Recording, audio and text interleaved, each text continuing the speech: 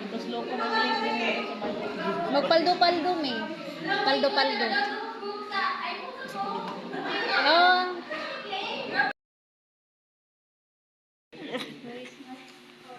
Pamisan. Kuya, Everyone, may napansin pa kayo dito sa group 3 sa kanilang ginawa? Anong napapansin nyo? alasong grabe kalapad sa imong likod so.